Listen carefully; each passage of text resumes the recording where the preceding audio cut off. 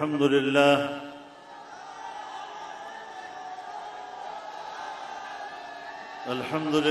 वकफ़ा वसलामुन अला इबादिहिल्लज़ीना इस्तफ़ा ला सियमा अला सय्यिदिर रुसुलि व ख़ातमिल अंबिया व अला आलिहि व सहबिहि व मन बिहदीहि मुहतदा अम्मा बाद। स्टेज पर मौजूद कायदीन और ज़ुअमाए कौम, बुजुर्गान मिल्लत, तो मेरे सराय की वसेब दे मिठे बिराओ,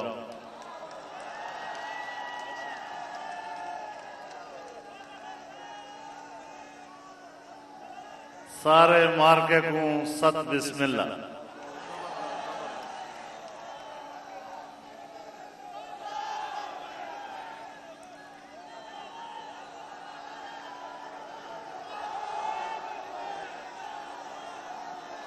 मेरे मोहतरम दोस्तों,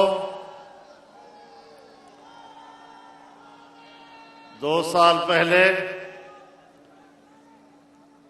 हमने मुजफ्फरगढ़ में मिलियन मार्च किया था। उसमें भी आपकी शिरकत तारीखी और मिसाली थी। आज डेरा गाजी खान की सरजमीन पर आपकी इस फकीदुल मिसाल कॉन्फ्रेंस में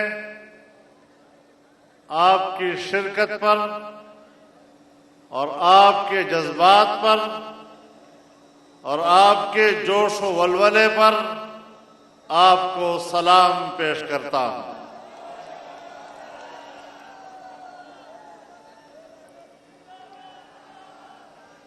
मेरे मोहतरम दोस्तों,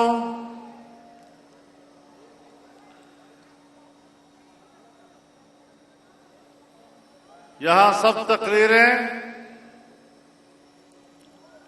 मौजूदा नाअहल हुक्मरानों की नाकाम कारकर्दगी के हवाले से हुई और ये आवाज आज नहीं उठी है।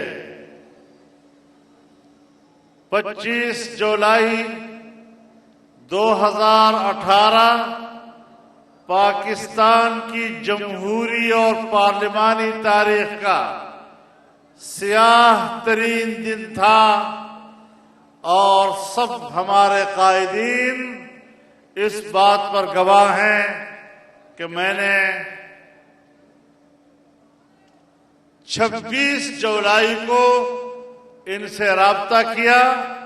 उन्होंने मेहरबानी की, इस्लामाबाद में जमा हुए और हमने 48 घंटे के अंदर दुनिया को मौक़िफ़ दिया कि ये इलेक्शन नाजायज है, धांधली है और किसी कीमत पर भी हमें धांधली की पैदावार हुकूमत काबिल कबूल नहीं है।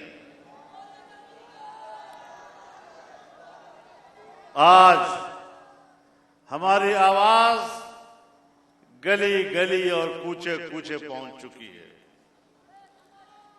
पहले वो नाजायज थे, लेकिन नाजायज होना उनके लिए कोई ऐब नहीं है और अब वो नालायक भी हैं। वो नाअहल भी साबित हुए हैं। हमेशा रियासत की बका का दारोमदार मुतमद्दिन दुनिया में उसकी मुस्तहकम मईशत पर हुआ करती है। जिस मुल्क की और जिस रियासत की मईशत गिर जाती है, फिर वो अपना वजूद बरकरार नहीं रख सकता।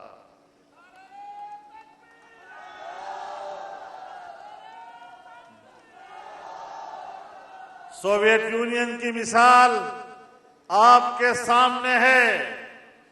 आज भी रशियन फेडरेशन एक सुपर ताकत है, लेकिन जब उसकी मईशत गिर गई तो फिर सोवियत यूनियन अपना वजूद बरकरार नहीं रख सका।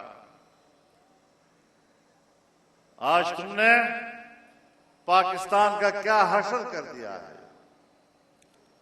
आज हमारा हुक्मरान जहां जाता है भिखारी की तरह खड़ा होता है। और यकीन जानिए, जब मेरा हुक्मरान जिस अंदाज के साथ, मेरा नाजायज हुक्मरान जिस अंदाज के साथ दुनिया के हुक्मरानों से खड़ा होता है, उसे शर्म नहीं आती, लेकिन हमारी आंखें शर्म से झुक जाती हैं।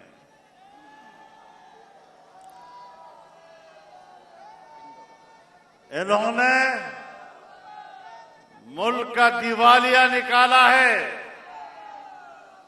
आज पाकिस्तान सालाना तरक्याती तखमीने के हवाले से 0 से नीचे चला गया है। आज हिंदुस्तान की सालाना तरक्की का तखमीना 7 और 8% से ज्यादा है। आज चीन के सालाना तरक्की का तखमीना 9% से ज्यादा है। आज बांग्लादेश की तरक्की का सालाना तखमीना 6% से ज्यादा है, 7% तक चला जाता है। लेकिन जब पिछली हुकूमत ने हमारे मुल्क के सालाना मजमूई कौमी पैदावार की शरह 5.5 पर छोड़ी थी और अगले साल के लिए 6.5% का हदफ मुकर्रर किया था, कमबख्तो कम अज कम आप बताते कि हम नवाज शरीफ से अच्छी हुकूमत कर रहे हैं। तुमने उसको बदनाम किया, तुमने उस पर इल्जामात लगाए, तुमने उनको मालियाती लिहाज से करप्ट कहा। तुम्हें अपने उससे अच्छी कारकर्दगी दिखानी थी। जहां वो मुल्क को 5.5% पे छोड़ गया, वहां तुम उसको 0 पे ले आए। लानत हो तुम्हारी इस सलाहियत पर और इस काबिलियत पर।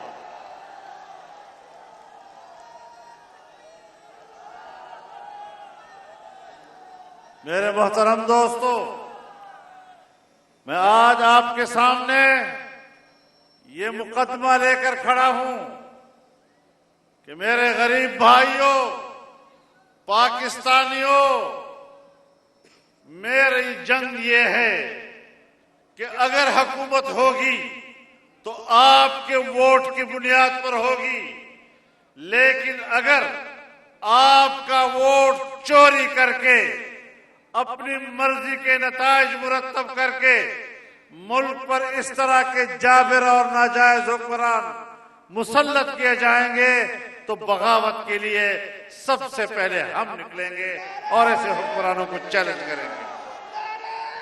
नारे तकबीर!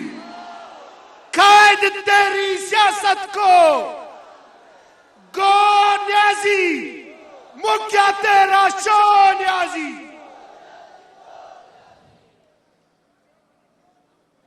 यहां पर आज किसान रो रहा है, आज डॉक्टर रो रहा है, आज वकील एहतजाज पर है, आज स्कूल का उस्ताद वो एहतजाज पर। और जहां 1 करोड़ नौकरियों की उम्मीद दिलाई थी नौजवान को, वहां 30 लाख नौजवानों को बेरोजगार कर दिया गया और नौकरियों से निकाला गया है। लेकिन जरा थोड़ा जिहा शिकवा तुहाडे को लिए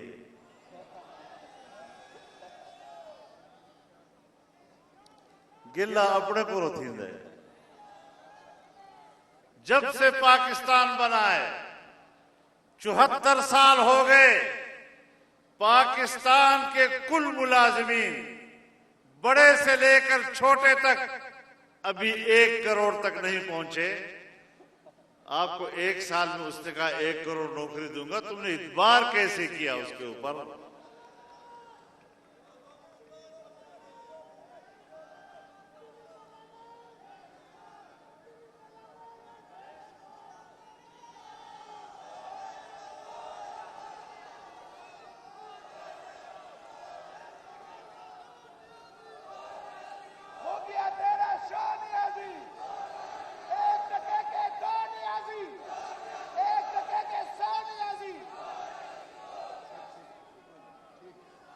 आपने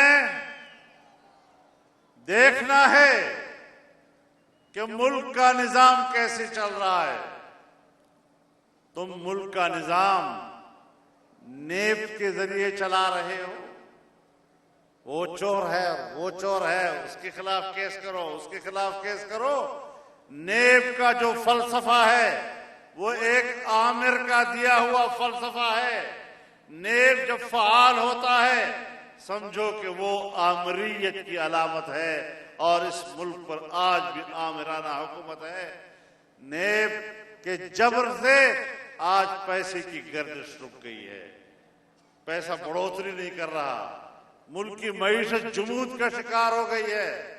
आपको याद होगा कि एक जमाना था जब इंडिया में बीजेपी की हुकूमत थी और वाजपेयी वहां का वजीर आजम था, तो वो बस में लाहौर आया और मीनार पाकिस्तान पर खड़े होकर पाकिस्तान की हकीकत को तस्लीम किया। लेकिन आज भी वहां पर बीजेपी की हुकूमत है, मोदी वहां का हुक्मरान है। मोदी का आपके साथ रवैया क्या है?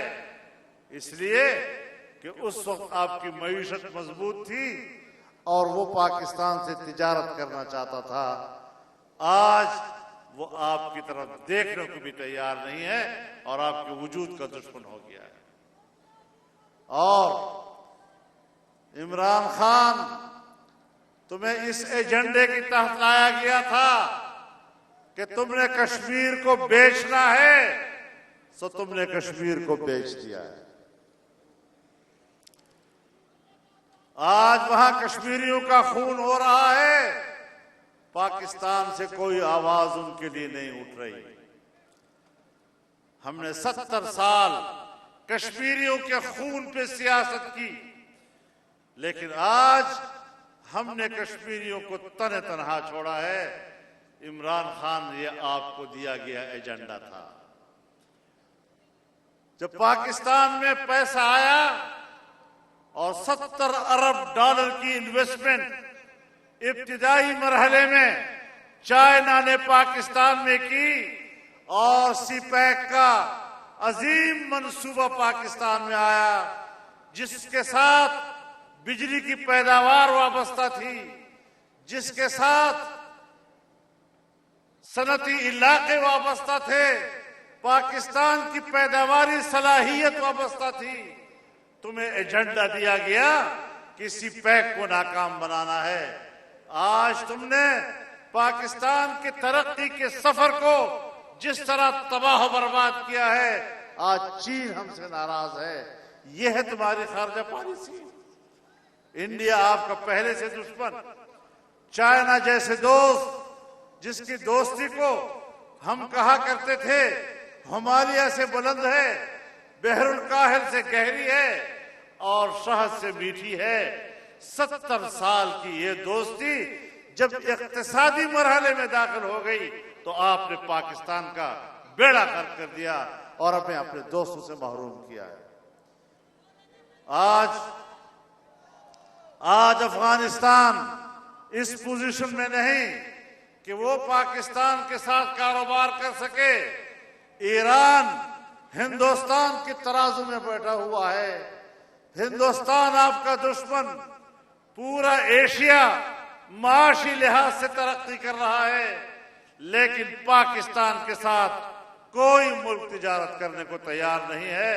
जब हमारी तिजारत ही रुक जाएगी, हमारी पैदावार ही रुक जाएगी, तो फिर आप बताएं कि आपका वजूद इस पाकिस्तान के लिए नासूर है या नहीं है। हम आपको पाकिस्तान के लिए नासूर समझते हैं, और आपकी हुकूमत जब एक दिन मजीद इजाफा करती है तो पाकिस्तान तबाही की तरफ मजीद सफर कर रहा होता है। मैं मुल्क के तमाम इदारों को भी कहना चाहता हूं कि अगर आप वाकईतन पाकिस्तान के वफादार हैं और पाकिस्तान के लिए आपके इरादे मशरकी पाकिस्तान जैसे नहीं, तो फिर ऐसे नाजायज हुक्मरानों की पुश्तैबानी करना ये किसी कीमत में भी पाकिस्तान की साथ वफादारी से ताबीर नहीं की जा सकती। बड़े वाज़ेह फैसलों की तरफ जाना होगा। हमने अब इस मुल्क को बचाना है।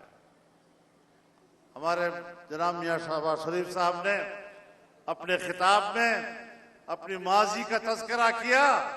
माजी का तज़किरा अपनी जगह पर, लेकिन जिस हालत तक इमरान खान पाकिस्तान को पहुंचा चुका है, जनाब मियां शहबाज शरीफ साहब आपकी सलाहियतों का एतराफ करने के बावजूद दोबारा से कैसे इस मुल्क को उठाओगे, ये आपके लिए भी चैलेंज है, हम सब के लिए भी चैलेंज है। तो इस लिहाज से हमने इस बड़े चैलेंज को कबूल करना है। हमने इस बड़े चैलेंज को लेकर आगे बढ़ना है। जब हम पूरी दुनिया के नहीं रहे, यहां पर इन्होंने बात की कि जी हमने इंसानी हुकूक के अक़वाम मुत्तहिदा कमीशन में करारदाद पेश की है और वहां पर हमें 57 ममालिक की हिमायत हासिल है। हम भी हैरान थे, 57 ममालिक की हिमायत। 1994 में तो हमें एक मुल्क की हिमायत भी हासिल नहीं थी, तो आज यकदम से यहां 57 ममालिक की हिमायत कैसे हासिल हो गई।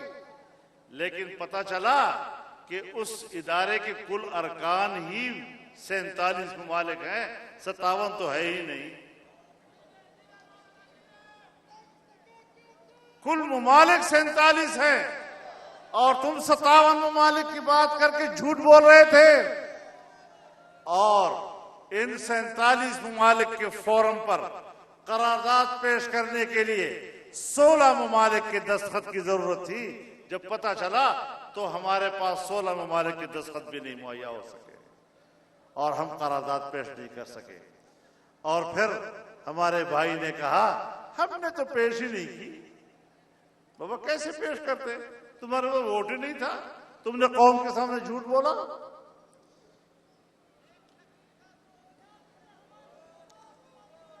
मेरे दोस्तों, आज हमारा नाजायज वजीर आजम, शौक हर वजीर आजम को होता है कि मैं अक़वाम मुत्तहिदा की जनरल असम्बली में जाकर खिताब करूं, लेकिन इमरान खान नहीं किया। यहां से वीडियो लिंक पर खिताब किया, इसलिए कि दुनिया का कोई हुक्मरान न्यूयॉर्क में उसको हाथ मिलाने के लिए तैयार नहीं था। जहां दुनिया में इस किस्म की सूरत हाल हो और फिर जब कहा गया कि अमेरिका वो हमसे अड्डे मांग रहा है, तो पहली बात तो यह है कि उसने अड्डे मांगे नहीं, उसने तो स्पेस मांगा है और स्पेस तो तुम दे चुके हो। Absolutely not. इसका क्या मतलब? सब कुछ दे चुके हो। पाकिस्तान इस वक्त अमेरिका की कॉलोनी का किरदार अदा कर रहा है और तुम कहते हो एब्सोल्युटली नॉट। किस मुल्क के लिए तुम रास्ता देना चाहते हो उनकी फजाई कुव्वत को अफगानिस्तान पर बमबारी करने के लिए?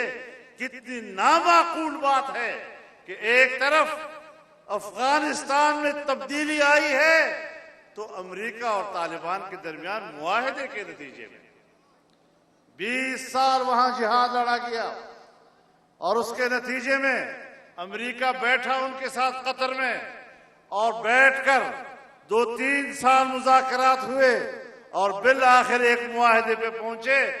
मुआहदे पे पहुंचने के बाद क्या अब भी तालिबान को, अफगान तालिबान को दहशतगर्द करने का कोई जवाज है? फिर उसके बाद भी अफगानिस्तान में उन पर हमले करने का कोई जवाज है?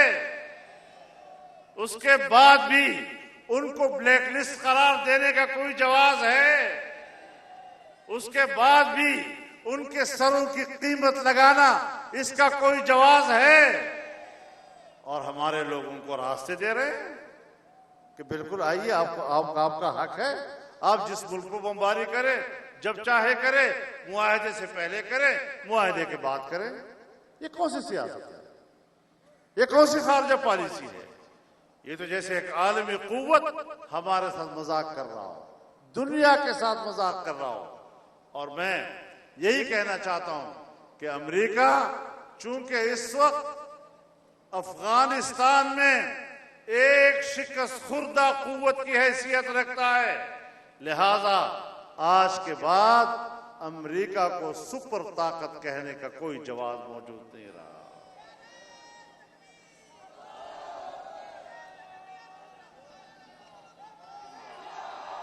खारजा पॉलिसी होगी, खारजा पॉलिसी तब होगी जब मुल्क की मईशत मजबूत होगी।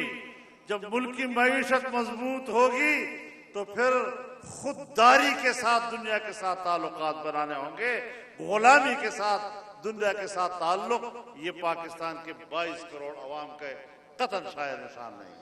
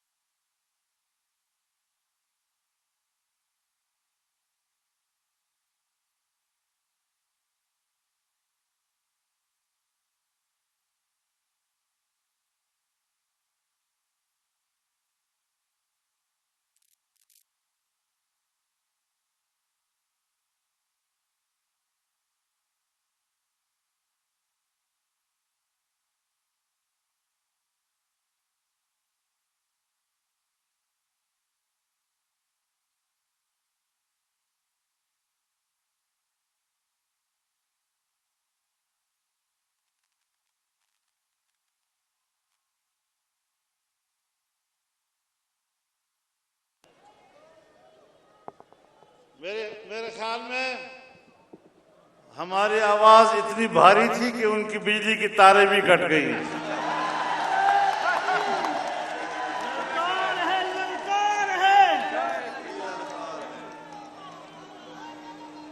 इंशाअल्लाह इसी तरह हम उनका पत्ता काटेंगे और फिर कोई उनको याद करने वाला भी नहीं होगा।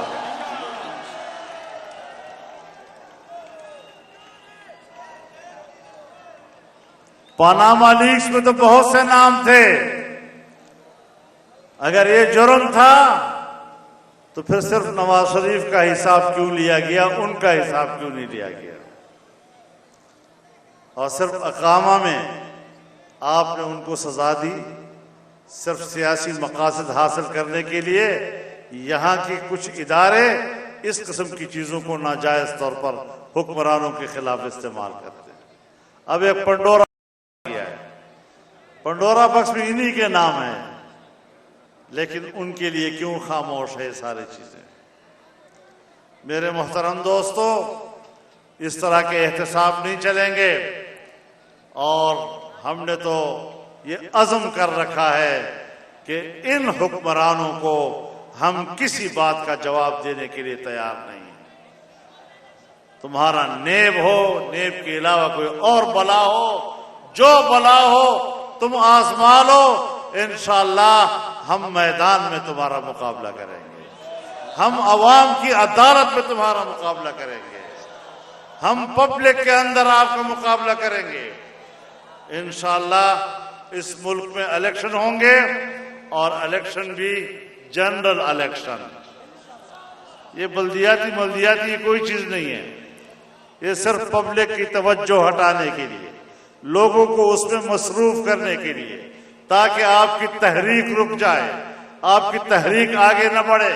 इंशाअल्लाह इस पर भी पीडीएम अपना मौक़िफ़ मुतय्यन करेगी और एक इंशाअल्लाह बावकार और मजबूत मौक़िफ़ आगे देगी इंशाअल्लाह। तो इंशाअल्लाह अज़ीज़ ये तहरीक जारी रहेगी इंशाअल्लाह। आप अपने शहरों में जाएंगे, आप अपने शहरों में इस आवाज को पहुंचाएंगे, आप हर चौक पर ये आवाज पहुंचाएंगे, आप हर गांव में ये आवाज पहुंचाएंगे, आप हर मोहल्ले में ये आवाज पहुंचाएंगे। और इंशाअल्लाह अब ये शिकस्त खा चुके हैं, ये शिकस्त खा चुके हैं। इनके दाल अब आपस में जूती में बट रहे हैं, उनका भी मुझे पूरा पता है इंशाअल्लाह।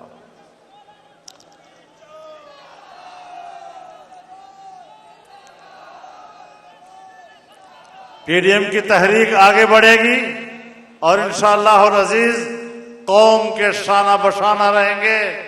जिस तरह इस हुक्मरान ने आपको अपाहज बनाया है, आपको बेबस कर दिया है, हम उनको पैगाम देना चाहते हैं कि कौम बेबस नहीं है। इंशाअल्लाह पीडीएम और उसमें शामिल जमातें क़यादत से लेकर कारकुन तक आम आदमी के साथ हर महाज पर खड़ी है और हर महाज पर इंशाअल्लाह ये जंग अब जारी रहेगी, जंग जारी रहेगी, जंग जारी रहेगी और हुक्मरानों के खात्मे तक इंशाअल्लाह ये जंग जारी रहेगी। अल्लाह हमारा हामी व नासिर हो। वाखिर दावाना गूंज रहा है दुनिया में ए मौलाना।